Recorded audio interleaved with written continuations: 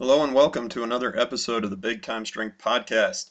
I'm your host, Miles Clifton, and today we have a great episode for you guys. We've got Coach Matt Nelson at Pitt State University here with us today. But before we get started with Coach, let's hear a little bit from our two awesome sponsors. Our first sponsor is TeamBuildr. TeamBuildr is the leading software for high schools and colleges, providing coaches the ability to write programs online, generate over 13 reports, and even train athletes remotely for side income. Right now, if you sign up with code BigTime, you will receive a free APRE programming template, which works automatically within TeamBuildr.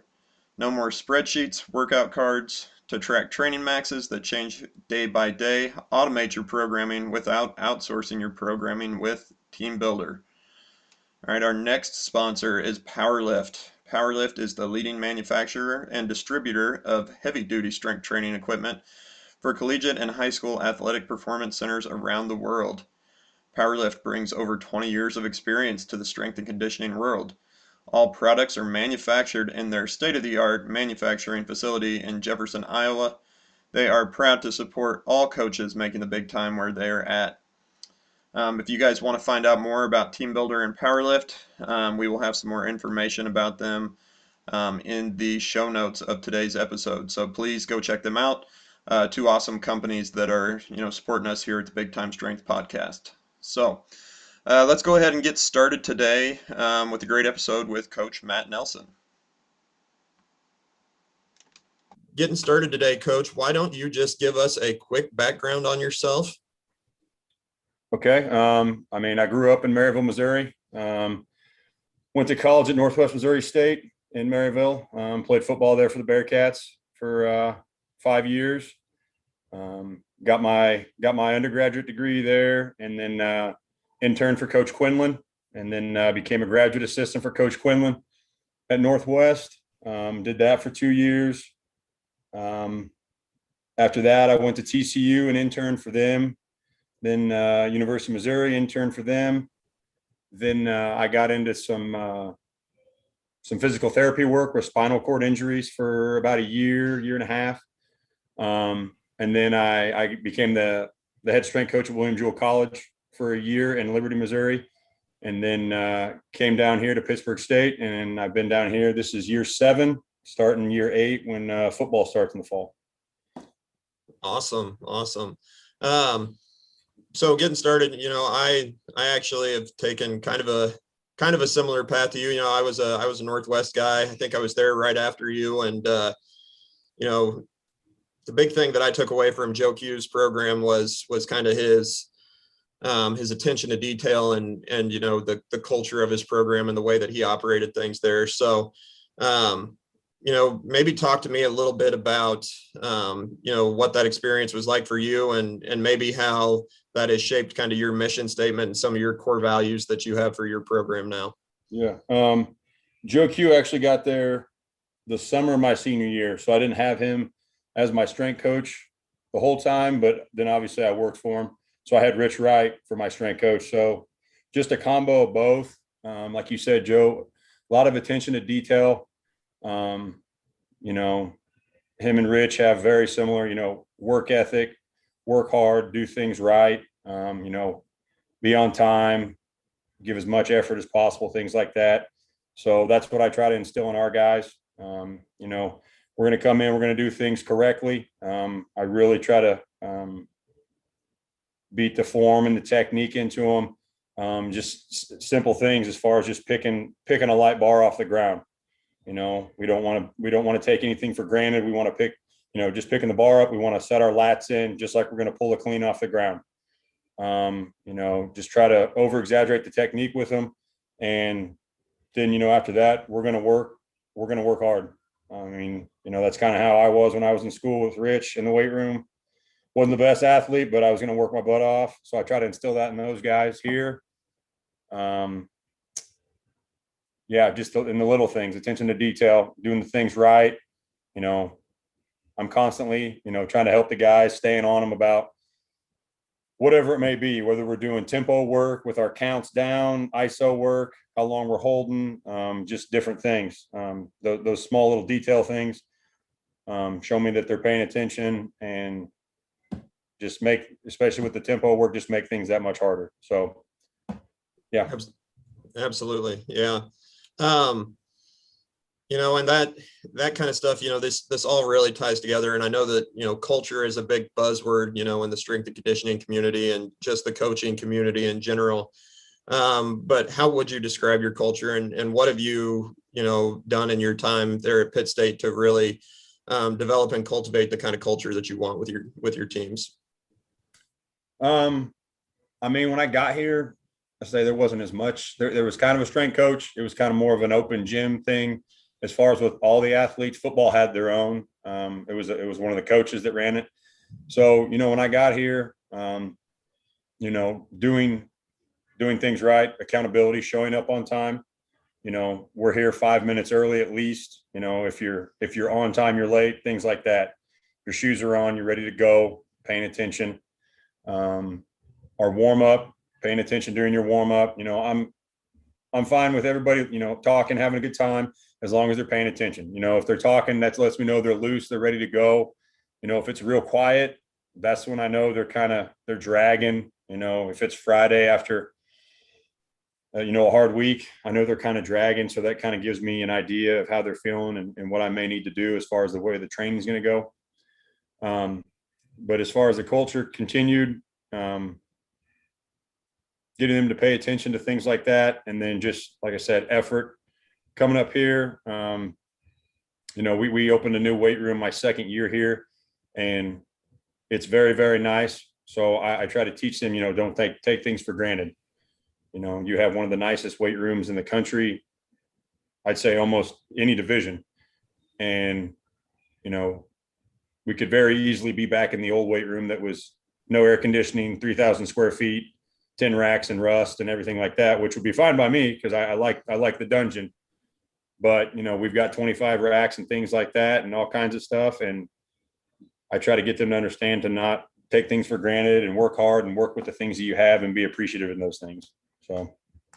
Absolutely. Yeah, that's great. And I haven't had a chance to actually be in your guys' weight room there at Pitt State, but I've seen a lot of the pictures and stuff that you guys have got online, and looks like an incredible facility, and looks like you guys have really got, just about every tool there that you would need to run a collegiate program however you want to. So kind of looking at that, what is your training philosophy? How are you utilizing that space? And, just kind of give me an overview of what, just broad picture, what that training philosophy looks like for you guys.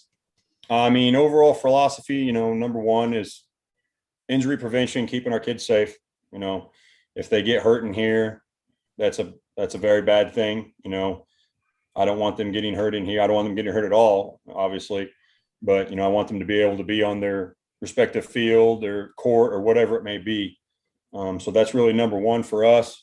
And it kind of goes along, proper technique, paying attention to the things we're doing, whether it be spotting, whatever it is.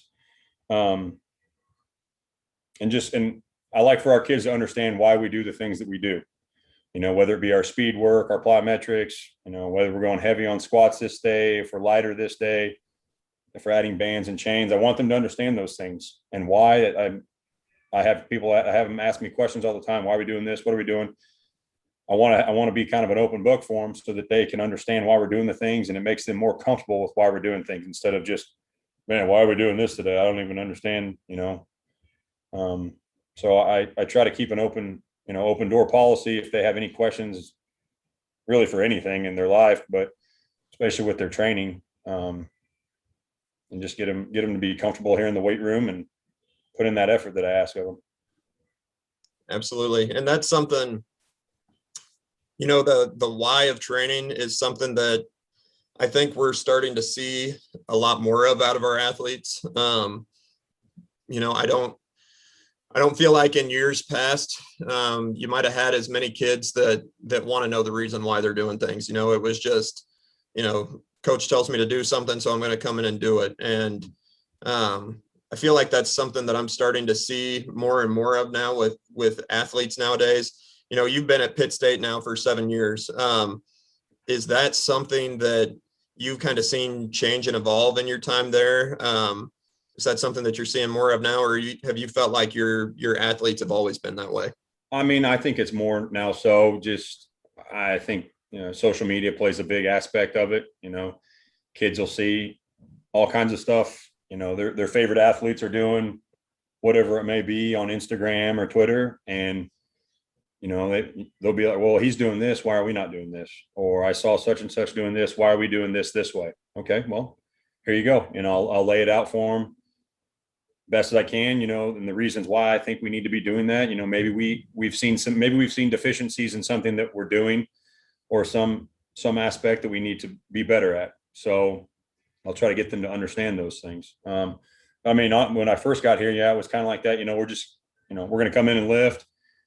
Big thing when I got here was, their movement and their warm up. They didn't really do a whole lot of warming up and things like that. Their mobility, a lot of kids with tight hips, things like that. So that was a big thing that I really tried to press when we got here. And even then, why are we doing this? Well, why are we doing a full pull up? Well, you need full extension there because, we don't want to leave our serratus anterior dormant because that can cause more shoulder problems, things like that. So just little stuff like that. And like I said, they'll ask questions all the time about stuff. Yeah. And that's something too.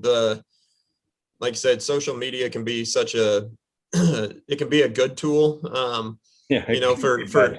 for getting information, but it can be a really bad tool because, just anybody can throw out information, and, the stuff that athletes need to do isn't always the sexiest stuff that's put out there. Athletes are always kind of about the flash and stuff. So is that something that you really tend to struggle with your athletes, is getting them to not continue to just pile more and more of kind of the gimmicky stuff that they maybe see online into their training? Or are your guys pretty compliant once you have a chance to explain some of that stuff to them? Are they a little more apt to maybe set some of that stuff aside and really buy into the program, or is that something that you just kind of struggle with on a daily basis? I don't really struggle with it. There's a few kids here and there, and through the whole of all the athletic teams, there's a few here and there that, they may see some things and they may ask me about them, or they may come in on their own and do some of those stuff. But for the most part, they're all pretty good about being compliant, just doing the things that I ask and being compliant with those things. I remember there was one thing for a while, everybody saw, I think it was Saquon Barkley doing like the trap bar jet deadlift right into like a tall plyo jump. And that was like a bunch of guys' big thing they wanted to do. Sure. And I had to get them to understand, like, dude, he cleans like 405 and probably squats like mid sixes. Some of the guys that were doing stuff like that, like you can barely squat 3 plates to depth. So like, there's a progression you have to go through. You can't just dive into stuff like that. He's been doing that, and he's a freak athlete. I mean, I think he was doing like 315 on the speed trap bar, and then I don't even know how tall the box was, but you just got to get some of the guys to understand, like, there's a progression and you have to build up to that. You just can't roll in and just start doing crazy stuff. And like I said, most of them, I say 99% are very compliant and helpful about that stuff. Yeah. And it's important, something that I think I struggle a little bit with trying to educate my athletes on is, this idea that those tools are not something that you necessarily need yet at this point in your training career to make progress. Right. And if you're jumping into that stuff too soon, by the time that we do need to use that training tool down the road, right, you may be desensitized to it because you were doing it at a time that it wasn't really appropriate. So that feels like a constant battle. Getting them to understand too, we may not be doing that exact thing, but we're doing things that are getting the same results, but they may not see it that way. I just have to get them sometimes to understand that, Sure. which is fun.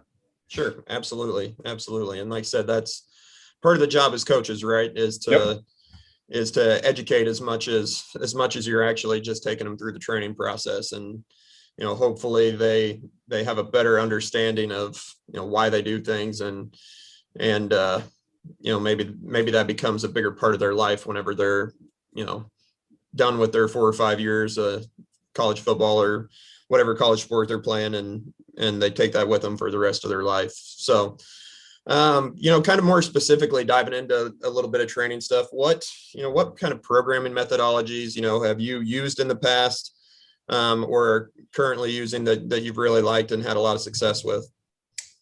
I say in the past,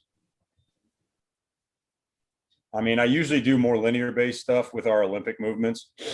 I'm a big Charlie Francis guy for our speed work. And I've always kind of been like a conjugate guy, West Side stuff. We're doing a little bit more different stuff this summer, as far as breaking up our bigs and mids, and then our skills have some separate stuff, which a lot of theirs is more single leg work, and we've added more tempo work, but we'll still load it up on those things.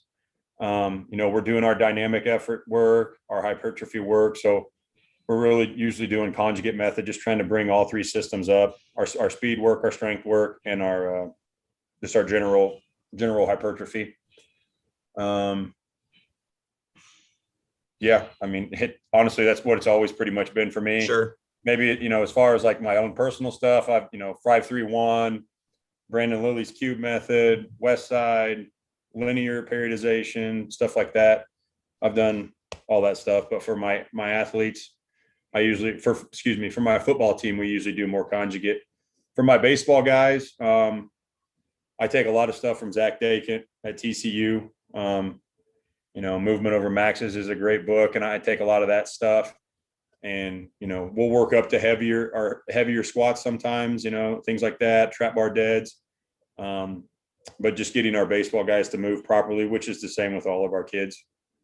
But yeah. And like our in-season stuff for football, we'll still hit heavy singles, doubles, kind of like Coach Dakin does with his baseball guys, just to keep that stimulus, because I want their strength to stay up, because that's when their strength starts falling off. That's when I feel like they start getting more injured. So, we'll still say we'll go up 85, sometimes 90% on some of our stuff.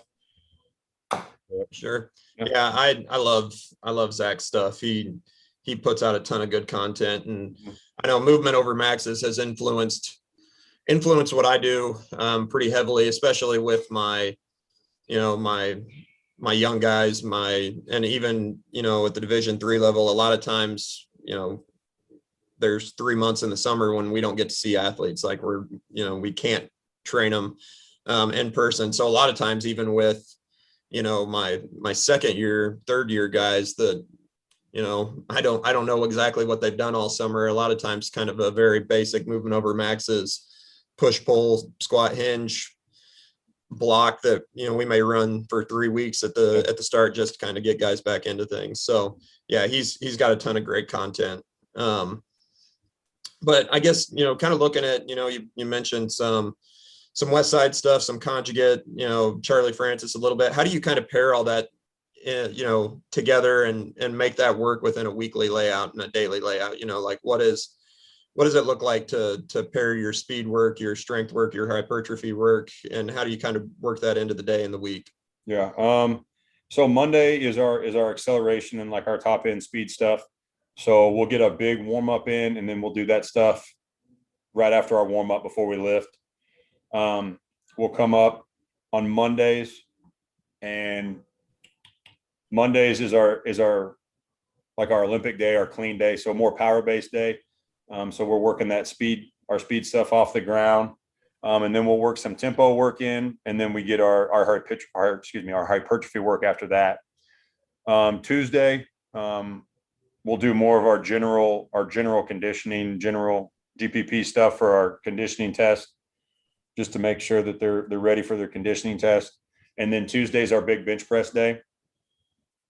So like this week, for instance, I think we went like rep wise 4 3 2 1 at 9. Our single was at 90 95, I think, and then we'll drop back down and do a little bit of volume, and then for the most part we're all upper body hypertrophy after that.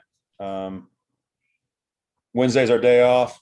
Thursday is our metabolic, like running day, as far as like metabolic plays. for just more general conditioning for football. And we'll do our upper body dynamic stuff on that day with some plyometrics. And then we'll do a little bit of lower body because Friday's pretty low run wise. We'll do some change of direction. And then Friday's our big squat day. So we may work, like Monday's our lighter squat day. We'll work more tempo based, whether, eccentrics and isos and things like that. And then Fridays when we'll load it up and hit our singles and doubles, whether it be front squat, back squat, box squat. In the winter, we were board pressing, we were floor pressing, front squat, back squat, chains on, bands on, pulling out all the stops, West Side style. In the wintertime. That's great. And you mentioned, doing some metabolic work, trying to get guys ready for the fall and for the conditioning test. What are you guys doing as far as conditioning tests with your football guys going into camp? Just with our conditioning for our testing, it's just for our bigs, it's 80-yard runs, 90s for our mids, and 100s for our skills. And the plan is to work up to 16 of them. They got to make them all in 14 seconds. But as far as our metabolic play stuff, that's just I really like that stuff I got from Dakota Moran. He was my assistant. He just took a new job at a high school actually. And he got it from Yancey McKnight when he was at Texas. He worked for Yancey at Texas. So with that, it's change of direction stuff, but our skills will go 40 yards, our mids will go 30s, and our bigs will go 20. And it's all in 7 seconds. And then they'll get the play clock off. So we build up to that. So we'll go 4 quarters. First week we went 4 reps each quarter. Then we went 5, 6. This week we'll go 7. Give them a minute and a half between each quarter and 3 minutes between the half, just to kind of simulate, a little bit of a game like. But those, they say an average play is 6 to 8 seconds or something like that for football. So we'll go 7. And like I said, they got to make those times, and then they'll get the 40-second play clock off. So I really liked implementing that stuff with them. I know they kind of hate it because it's tough, especially when you start getting more and more reps in there, but it's good for them. Sure. Yeah. And anytime we can get more specific to the actual work to rest ratios they're going to see in the game, right? That's the ultimate goal. So, switching speeds a little bit here. I know you mentioned, 7 years ago when you got there, you guys didn't really have, your position necessarily, department wide.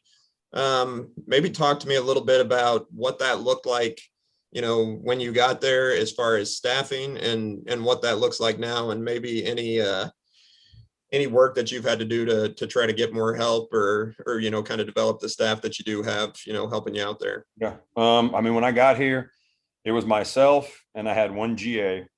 We don't have a ton of teams. I say we've got 10 teams. So it was myself and one GA, and you handle it how you got to handle it. So we both did football. Obviously, he helped me with football, and then I did baseball and men's basketball. He did women's basketball, softball, and volleyball, and then we both kind of split track and helped with track because it's a big team. And then the next year, I got another graduate assistant. So I had 2. Then we kind of split up. I went with men's basketball and football, and they both obviously helped me with that. And then this last year, I got another graduate assistant. So I've got 3. And then this fall, I'll actually have another. So I'll have 4 GAs and myself. So my 2 main sports are football and baseball. The way I'd like to have it set up here in the fall, I'll do the veteran football. I'll have two GAs handling the developmental group. Obviously, I'll oversee that, but they'll pretty much run the show for it. And then one of those guys will have women's basketball. I have one of my current GAs will have men's basketball still and the track sprinters that he does. And then one of my other current GAs does softball and volleyball. So awesome. A lot of GAs. Yeah. We've made strides, obviously, from myself and one person to 4 people. I also actually have a couple interns right now, which help out, which is great.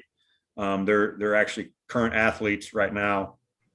But they're getting experience. One's a freshman. track thrower, and one is a junior volleyball player. So they're interested in the field, which is awesome. And they actually reached out to me to get in here and get some experience. So I said, heck yeah, all the more the merrier, Absolutely. Always use more help. So absolutely. Now with your staff there, obviously, help is great, and you love having all those bodies in there. But when you got a lot of young, GAs and interns that are working on staff, you're obviously rotating those guys in and out every couple of years. What are you doing as far as, do you have any like set staff development that you're doing with these guys, or is it a lot of, kind of trial by fire, just kind of figuring things out as you go, or what are you doing with your staff in that regards? It used to kind of be more trial by fire when it was just myself and one GA, which he was great when he got here. He had worked at Central Missouri for 3 years under Sean Teeter, so he already had a good base, of what he was doing. Sometimes I try to see if I can find people with a little bit more experience if I can, because I don't always have as much time, or didn't have as much time to really put a curriculum in. But this last year, we started more like an internship GA curriculum to help those guys out. When I bring them in, we kind of sit down and go over what their base, training philosophy and things like that are. And even before I hire them, really, I have them kind of fill out a questionnaire, kind of give me a little idea of what their background is and what they like to do, see if they're going to be a good fit. But yeah, the first, month or two, we'll go through and kind of make sure everything's good. And then it's kind of let them take the reins of the team, of whichever team they may have. I'll always be there to oversee and help them out if they need any help or any questions or anything like that. But yeah. I mean, I've been pretty fortunate with my GAs that they usually have a pretty good baseline of stuff and know what they're doing. So. Yeah, that's great. And that's something I know. So here at Luther College, I've got a full-time assistant. And then we've got a pool of about 15 interns right now. And, part of that's coming from our strength and conditioning major on campus. Mm-hmm. And so the intern curriculum piece is something that I'm really trying to figure out right now. And is that something that you guys are doing on a weekly basis, monthly basis, just? It's usually like a Wednesday, which is right now, which is our slow days. I kind of try to sit our interns down and kind of go over some stuff with them right now. Trying to think when we did it in the spring.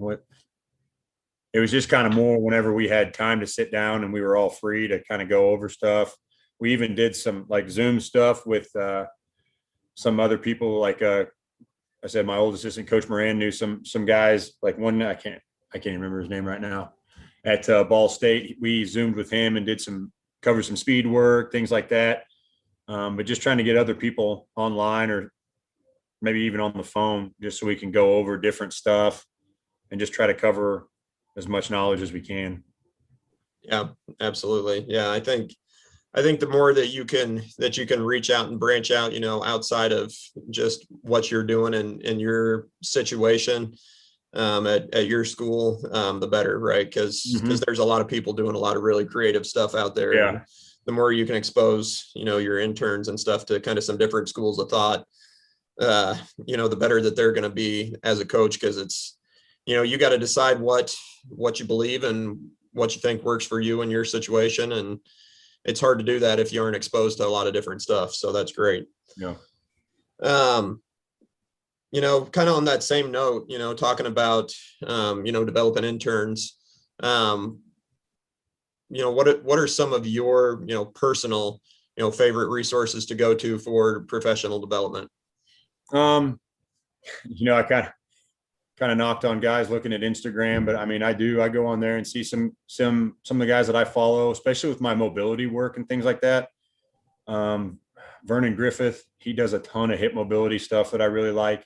Coach Dakin obviously puts out a lot of stuff. I'll talk to him on the phone. We stay, we're pretty good friends and keep in close contact.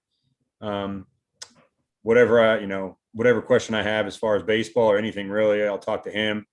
talk to Coach Quinlan, see what he's up to, what he's doing. Just try to reach out to people in the field. I still go on like Elite FTS, see their articles that they post, use the NSCA journals. Really whatever I can get my hands on. I've got, my baseline of books like Super Training, Windler's 531 manual, Joe Kinn's Strength Coach Playbook, stuff like that. Those are always good things to still go back to. They're kind of like staples in the profession. You can still go back and look at those things. Yeah. Absolutely. And a lot of those, you talk about a lot of those staples. It's amazing to me, I'll go back and reread that stuff a lot of times, and it's almost like an entirely new book a lot of times, just based off of where you're at in your career and, the things that you've seen and learned. Like, you can pick something new out of them all the time, which is pretty cool. That's kind of how you've got a good quality resource whenever there's stuff that you can pull from it like that time and time again. So kind of on that same line, is there one thing in particular that you're really excited to kind of dive into, or, that you're wanting to learn about to, try to implement in your guys' program there? Coach Dakin sent me his 3D movement prep. So I've been getting into that more, trying to implement more stuff into our warm-ups. His big thing with his guys was, they were just getting so bored and tired of the same warm-up routine. So trying to implement different things like that, watching all of his videos from that, and just reading through just the different warm-up layouts that he has. Trying to think what else I'm trying to get into right now. I mean, really, that's number one right now. Coach Moran, before he left, like I said, he was really into the tempo work. So we've been implementing that. We laid that out before he left, and I've really, really liked that. So I'd like to probably get into some more of that stuff. So those are probably my two big ones right now. Maybe a little bit more acceleration work. I'm not a speed coach by any means. I try to find as much stuff as I can, even just different techniques for running, just trying to get our guys to run properly and things like that. Talk to our track coaches. I really like the stuff that Paul Jackson puts out at Utah State. He's at Utah State now. His running stuff was really good. Just staying up on that stuff. Yeah, absolutely. And I know for me, I read in the last year, read Speed Strength by Joel Smith, kind of talking just on the linear speed, the mechanics and all that stuff. His book is incredible. And my gosh, some of the stuff almost flies over the top of my head a little bit. It's going to be another one of those reads that I'm going to have to go back through again. But yeah, that's, if you're looking for some more stuff in that area, that's a great resource. Yeah, definitely. And yeah, I actually just bought the 3D movement prep from Zach as well. I buy just about everything that he puts out. Yeah. It's just nonstop good content. But yeah, that's something that I know, I can really relate to personally, is like watching athletes get bored with prep and seeing myself get bored with prep. That's like the one thing in the day that I'm not excited to do. A lot of the times it's like, man, we just need to get through this so we can get on to the speed work and get on to the lifting and all that stuff. But I do see a lot of, just a lot of opportunity there for just general coordination qualities and stuff like that, and ways that we can make stuff a little more fun and engaging. Yeah. I think anytime you can get the athletes engaged right off the bat, that's just going to increase the quality of your session, exponentially. So, I can't remember what he said, like the actual numbers wise, but it was, say you train 3 days a week, 15-minute warm up each day. And it was something, like, I don't know, 55 hours worth of a year. Right. That's spent during warm-ups is time that you could be using, to better yourself and whatever way, whatever need be, Mm-hmm. Just kind of blew my mind. I was like, man, that is a lot of time that people take for granted, or people waste that time, just with the same monotonous warm up. So that was really clicked in my head. I was like, man, I got to change some stuff up on that. Yeah, no, absolutely. I couldn't agree more. So, one other thing that I really like to pick people's brains about, because, I know failure is a big part of just life in general. And, it's something that we've experienced as athletes, as coaches. And the way we respond to that kind of stuff can really dictate, the direction that we go in the future with our career or whatever. What is maybe one big failure that you've experienced in your life that has really shaped, either you as a person or, you as a coach, athlete, whatever, what's something that you think you can think of there that has had a big impact on your life? Man, failure wise. I mean, I got probably two I could go off of. I mean, us being both, Northwest alums, I was on those 4 teams that didn't win the Natty. That was pretty hard pill to swallow. I was a senior after we lost our last one. So those 4 in a row were pretty hard to swallow at that point. But, it's water under the bridge. You got to keep moving on. That in the grand scheme of things, it's football. You learn from it. You can't let it dictate your life. And then really just trying to get into the profession, man. It was a struggle for me. Going to grad school, a couple internships. I was like, man, all right, this is good. I got some higher up connections, D1 wise. I'll be able to get in somewhere. It'll be good. And it just didn't happen for a long time. I mean, shoot, it was, I don't even know, like 3 or 4 years trying to get in, and it was taking its toll. I was like, man, this is hard. I was almost ready to just like say, man, I'm tired. I'm just going to go do a 9 to 5, but Sure. Just keep after it. I just kept, applying, just trying to pull as many strings as I could, as far as people I knew where I was applying, just working as much as I could and just try to stay persistent with that stuff. And I feel like if you work hard and you're an overall good person, good things are going to happen to you. So, just be persistent in the things that you feel you want to do, and good things will happen for you. So that perseverance and persistence piece is, man, sometimes that seems like 95% of it, right? Like if you're working hard, like you said, and you're a good person, and, eventually those opportunities are going to come, but, a lot of people do, they bow out before they've got a shot to actually see some of that stuff through. So that's a great lesson to learn just in life in general, right? Is if you care about something, stick with it. Yeah. And I was working 2 jobs. I was working at Hy-Vee in the meat department, and I was doing the physical therapy stuff.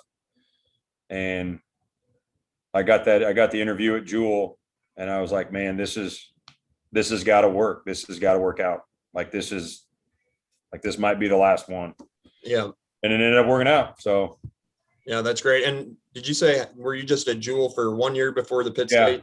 Yeah. So basically pretty much like 1 year to the day. Coach Churchman was a very, very big help in me getting there. Coach Doral the same. And then both of them helping me get down here as well. And some of the people that were on staff here that knew other people were big help pulling for me. Coach Beck and Lane Lord, people like that. So very fortunate for those guys to help me out.